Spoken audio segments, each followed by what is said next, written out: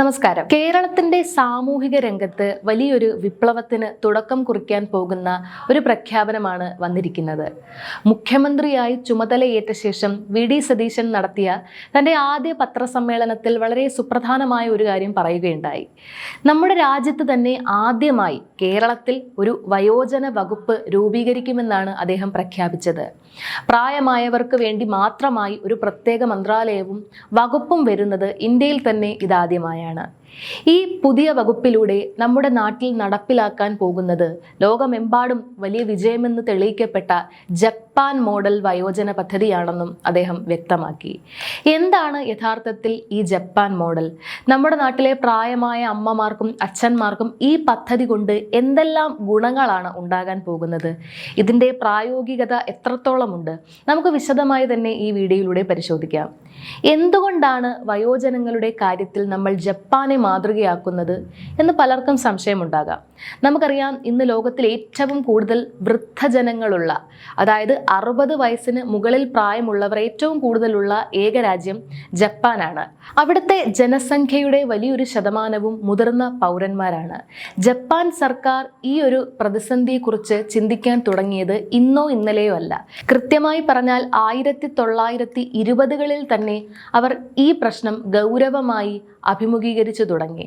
തുടക്കത്തിൽ ചെറിയ രീതിയിലുള്ള പദ്ധതികളായിരുന്നെങ്കിലും വർഷങ്ങളോളം നീണ്ട പഠനങ്ങൾക്കും ആസൂത്രണങ്ങൾക്കും ഒടുവിൽ 2000 ആണ്ടിൽ ജപ്പാൻ വളരെ ശക്തവും പ്രായോഗികവുമായ ഒരു വയോജന നയം രാജ്യത്ത് നടപ്പിലാക്കി. ഇന്ന് ലോകം മുഴുവൻ മാതൃകയാക്കുന്ന ജപ്പാൻ മോഡലിന്റെ അടിത്തറ ആ നയമാണ്. നമുക്ക് ഈ ജപ്പാൻ മോഡലിന്റെ പ്രധാനപ്പെട്ട 4 സവിശേഷതകൾ എന്തൊക്കെയാണെന്ന് ഓരോന്നായി നോക്കാം. ഒന്നാമത്തേത് നിർബന്ധിത വയോജന ഇൻഷുറൻസ് പദ്ധതിയാണ്. ജപ്പാനിൽ 40 വയസ്സ് കഴിഞ്ഞ ഏതൊരു പൗരനും തൻ്റെ വരുമാനം എത്ര ചെറുതാണെങ്കിലും അതിൻ്റെ ഒരു നിശ്ചിത വിഹിതം വയോജന ഇൻഷുറൻസിലേക്ക് നിർബന്ധമായി അടയ്ക്കണം. ഇത് അവിടുത്തെ നിയമമാണ്. ഈ സമ്പാദ്യത്തിൻ്റെ യഥാർത്ഥ ഫലം അവർക്ക് ലഭിക്കുന്നത് 65 വയസ്സ് തികയുമ്പോഴാണ്. 65 വയസ്സിന് ശേഷം അവർക്കുണ്ടാകുന്ന എന്ത് ശാരീരിക മാനസിക ആരോഗ്യ പ്രശ്നങ്ങൾക്കും ചികിത്സാ ചെലവിൻ്റെ 90% ഈ ഇൻഷുറൻസ് തുകയിൽ നിന്ന് സർക്കാർ നൽകും. ഇതിൽ വ്യക്തികൾ വെറും 10% മാത്രം കയ്യിൽ നിന്നെടുത്താൽ മതി. അതുകൊണ്ട് തന്നെ പ്രായമാകുമ്പോൾ ചികിത്സയ്ക്കായി ആരുടെയും മുന്നിൽ കൈനീട്ടേണ്ട അവസ്ഥ അവിടെ ആർക്കുമില്ല. രണ്ടാമത്തേത് വീട്ടുപടിക്കലെത്തുന്ന കെയർ ടേക്കർമാരുടെ സേവനമാണ്. ജപ്പാനിലെ ഏറ്റവും മനോഹരമായ ഒരു സംവിധാനമാണിത്. ഒരു അധ്യാപകൻ്റെയോ ബാങ്ക് ഉദ്യോഗസ്ഥൻ്റെയോ ജോലി പോലെ തന്നെ വളരെ ആദരവുള്ള ഒരു സർക്കാർ ജോലിയാണ് അവിടുത്തെ കെയർ ടേക്കർമാരുടേത്.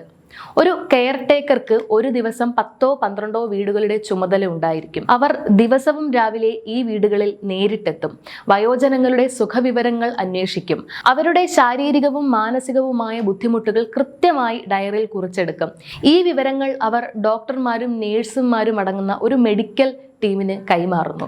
തുടർന്ന് ഈ മെഡിക്കൽ സംഘം വയോജനങ്ങളുടെ വീട്ടിൽ നേരിട്ടെത്തി അവർക്ക് കൗൺസിലിങ്ങും ചികിത്സയും മരുന്നുകളും നൽകുന്നു. പ്രായമായവരെ അവരുടെ പരിചിതമായ വീട്ടു സാഹചര്യത്തിൽ നിർത്തിക്കൊണ്ട് തന്നെ പരിചരിക്കുക എന്നതാണ് ഇതിൻ്റെ ലക്ഷ്യം. മൂന്നാമത്തേത് ഹ്രസ്വകാല ഹോം സ്റ്റേകളും പകൽ വീടുകളുമാണ്. ഇന്ന് നമ്മുടെ നാട്ടിലൊക്കെ കാണുന്ന ഒരു വലിയ പ്രശ്നമാണ് പ്രായമായവരുടെ ഒറ്റപ്പെടൽ. മക്കൾക്ക് ജോലിക്കോ മറ്റാവശ്യങ്ങൾക്കോ പുറത്തു പോകേണ്ടി വരുമ്പോൾ മാതാപിതാക്കൾ വീട്ടിൽ ഒറ്റയ്ക്കാവുന്നു. ജപ്പാനിൽ ഇതിന് പരിഹാരമായി അത്യാധുനിക സൗകര്യമുള്ള പകൽ വീടുകൾ അഥവാ ഡേ കെയർ ഉണ്ട്. രാവിലെ മക്കൾ ജോലിക്ക് പോകുമ്പോൾ പ്രായമായവരെ ഇവിടെ കൊണ്ടാക്കാം. ഒരു റിസോർട്ട് പോലെയുള്ള അന്തരീക്ഷത്തിൽ സമപ്രായക്കാരായ ഒരുപാട് ആളുകളോടൊപ്പം സമയം ചെലവഴിക്കാനും നല്ല ഭക്ഷണം കഴിക്കാനും വിനോദങ്ങളിൽ ഏർപ്പെടാനും ഇവിടെ സാധിക്കും. വൈകുന്നേരം മക്കൾക്ക് ഇവരെ തിരികെ വീട്ടിലേക്ക് കൂട്ടിക്കൊണ്ടുപോകാം. ഇനി മക്കൾക്ക് 1-2 ദിവസം ദൂരേക്ക് യാത്ര പോകണമെങ്കിൽ വയോധികർക്ക് സുരക്ഷിതമായി താമസിക്കാൻ സർക്കാർ ചെലവിലുള്ള ഹ്രസ്വകാല ഹോം സ്റ്റേകളും അവിടെ തന്നെയുണ്ട്. നാലാമത്തേത് റോബോട്ടിക് സാങ്കേതിക വിദ്യയുടെ സഹായമാണ്. ജപ്പാൻ സാങ്കേതിക വിദ്യയിൽ എത്രത്തോളം മുന്നിലാണെന്ന് നമുക്കറിയാം. അവർ അത് വയോജന പരിപാലനത്തിനും ഉപയോഗിക്കുന്നുണ്ട്. ജപ്പാനിൽ കിടപ്പുരോഗികൾ എന്നൊരു സങ്കല്പം തന്നെ ഇല്ലാതാക്കാൻ അവർക്ക് സാധിച്ചിട്ടുണ്ട്. പൂർണ്ണമായി കിടപ്പിലായവർക്ക് പോലും സ്വയം സഞ്ചരിക്കാൻ സഹായിക്കുന്ന പ്രത്യേക റോബോട്ടുകൾ അവിടെയുണ്ട്. അതുപോലെ പങ്കാളി നഷ്ടപ്പെട്ട് പൂർണ്ണമായും ഒറ്റപ്പെട്ടു പോകുന്ന വയോധികർക്ക് കൂട്ടായിരിക്കാനും അവർ പറയുന്ന കാര്യങ്ങൾ കേട്ട് കൃത്യമായി മറുപടി നൽകാനും ശേഷിയുള്ള ഹ്യൂമനോയിഡ് റോബോട്ടുകളെയും സർക്കാർ നൽകി വരുന്നു. ഇനി നമുക്ക് ഏറ്റവും പ്രധാനപ്പെട്ട ചോദ്യത്തിലേക്ക് വരാം. ഈ ജപ്പാൻ മോഡൽ നമ്മുടെ കേരളത്തിൽ എത്രത്തോളം പ്രായോഗികമാണ്? തീർച്ചയായും അവസാനമായി പറഞ്ഞ റോബോട്ടിക് സാങ്കേതിക വിദ്യ സാമ്പത്തികവും സാങ്കേതികവുമായ കാരണങ്ങളാൽ ഇപ്പോൾ കേരളത്തിൽ അത്ര എളുപ്പത്തിൽ നടപ്പിലാക്കാൻ കഴിഞ്ഞെന്ന് വരില്ല. എന്നാൽ ബാക്കി കാര്യങ്ങളെല്ലാം നമ്മുടെ നാട്ടിൽ ഇപ്പോൾ തന്നെയുണ്ട് എന്നതാണ് സത്യം. സാമൂഹ്യക്ഷേമ വകുപ്പിന് കീഴിലും സ്വകാര്യ ട്രസ്റ്റുകളുടെ നേതൃത്വത്തിലും നിരവധി വൃദ്ധസദനങ്ങളും പകൽ വീടുകളും ഇന്ന് കേരളത്തിലുണ്ട്. പല പ്രമുഖ ആശുപത്രികളും ഹോം കെയർ സർവീസുകൾ വഴി നേഴ്സുമാരെയും ഡോക്ടർമാരെയും വീടുകളിലേക്ക് അയക്കുന്നുമുണ്ട്. പക്ഷേ നിലവിലെ പ്രശ്നം എന്തെന്നാൽ ഇതെല്ലാം ചിതറിക്കിടക്കുകയാണ്. ഇതിനൊരു കൃത്യമായ കേന്ദ്രീകൃത സംവിധാനമില്ല. വി.ഡി. സതീശൻ പ്രഖ്യാപിച്ചതുപോലെ ഒരു പുതിയ വയോജന വകുപ്പ് വരുമ്പോൾ സംഭവിക്കാൻ പോകുന്ന വലിയ മാറ്റം ഇതാണ്. ഈ പ്രവർത്തനങ്ങളെല്ലാം ഒരു കുടക്കീഴിലേക്ക് വരും. അതിനൊരു പ്രത്യേക മന്ത്രിയും കൃത്യമായൊരു ഉദ്യോഗസ്ഥ ഭരണക്രമവും ഉണ്ടാകുമ്പോൾ അത് കൂടുതൽ ശക്തവും സുതാര്യവുമായി മാറും. കേരളത്തിൽ വയോജനങ്ങളുടെ എണ്ണം വളരെ വേഗത്തിലാണ് വർദ്ധിക്കുന്നത്. നിലവിൽ നമ്മുടെ ജനസംഖ്യയുടെ 20% പേർ 60 വയസ്സ് കഴിഞ്ഞവരാണ്. അടുത്ത 5 വർഷത്തിനുള്ളിൽ ഇത് 4-1 എന്ന നിലയിലേക്ക് ഉയരും. അതുകൊണ്ട് തന്നെ വയോജനക്ഷേമം കേരളത്തിന് ഒഴിച്ചുകൂടാനാവാത്ത ഒന്നാണ്. കേരളം ഇതിനു മുൻപും ഈ ദിശയിൽ വലിയ ചുവടുവെപ്പുകൾ നടത്തിയിട്ടുണ്ട് എന്നത് നമ്മൾ മറക്കരുത്. 2007 വി.എസ്. അച്യുതാനന്ദൻ സർക്കാരിന്റെ കാലത്താണ് കേരളത്തിൽ ആദ്യമായി ഒരു വയോജന നയത്തെക്കുറിച്ച് ആലോചിക്കുന്നത്. 2008 എല്ലാ ജില്ലകളിലും വയോജനങ്ങളുടെ പ്രശ്നങ്ങൾ പരിഹരിക്കാൻ വയോജന കൗൺസിലുകൾ വന്നു. 2011 പ്രായമായവർക്ക് സൗജന്യ ചികിത്സയും മരുന്നും നൽകുന്ന പ്രശസ്തമായ വയോമിത്രം പദ്ധതി ആരംഭിച്ചു.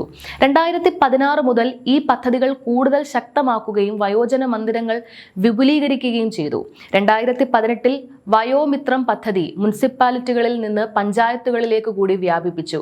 ഒടുവിൽ 2025 സാമൂഹ്യക്ഷേമ വകുപ്പ് മന്ത്രി ആർ ബിന്ദുവിന്റെ നേതൃത്വത്തിൽ വയോജനങ്ങൾക്കായി രാജ്യത്തെ ആദ്യത്തെ വയോജന കമ്മീഷൻ തന്നെ കേരളത്തിൽ രൂപീകരിച്ചു. മക്കൾ ഉപദ്രവിക്കുകയോ പ്രായമായവരോട് അതിക്രമങ്ങൾ കാണിക്കുകയോ ചെയ്താൽ അവർക്ക് നിയമസഹായം നൽകുന്നത് ഈ കമ്മീഷനാണ്. ചുരുക്കത്തിൽ വി.ഡി. സതീശൻ മുന്നോട്ട് വെക്കുന്ന ഈ ജപ്പാൻ മോഡലിന്റെ പല വശങ്ങളും കേരളീയരായി നമുക്ക് പരിചിതമാണ്. എന്നാൽ ഒരു പ്രത്യേക വകുപ്പിലൂടെ ഇതിനെയെല്ലാം ഔദ്യോഗികമായി ഏകീകരിക്കുമ്പോൾ അത് നമ്മുടെ മുതിർന്ന പൗരന്മാർക്ക് നൽകുന്ന സുരക്ഷിതത്വവും ആശ്വാസവും വളരെ വലുതായിരിക്കും. വാർദ്ധക്യം എന്നത് നാളെ നമ്മളിലേക്കും നടന്നെത്തുന്ന ഒരു യാഥാർത്ഥ്യമാണ്. അതുകൊണ്ട് തന്നെ നമ്മുടെ മുതിർന്ന പൗരന്മാരെ സംരക്ഷിക്കാൻ സർക്കാർ കൊണ്ടുവരുന്ന ഇത്തരം വലിയ പദ്ധതികൾക്ക് നമ്മൾ വലിയ പിന്തുണയാണ് നൽകേണ്ടത്. കേരളത്തെ ഒരു സമ്പൂർണ്ണ വയോജന സൗഹൃദ സംസ്ഥാനമാക്കാൻ ഈ പുതിയ വയോജന വകുപ്പിന് സാധിക്കട്ടെ എന്ന് നമുക്ക് ആശംസിക്കാം. ഈ പുതിയ ജപ്പാൻ മോഡൽ പദ്ധതിയെക്കുറിച്ചും വയോജന വകുപ്പ് രൂപീകരണത്തെക്കുറിച്ചുമുള്ള നിങ്ങളുടെ അഭിപ്രായങ്ങൾ താഴെ കമന്റ് ബോക്സിൽ രേഖപ്പെടുത്തുക. നന്ദി.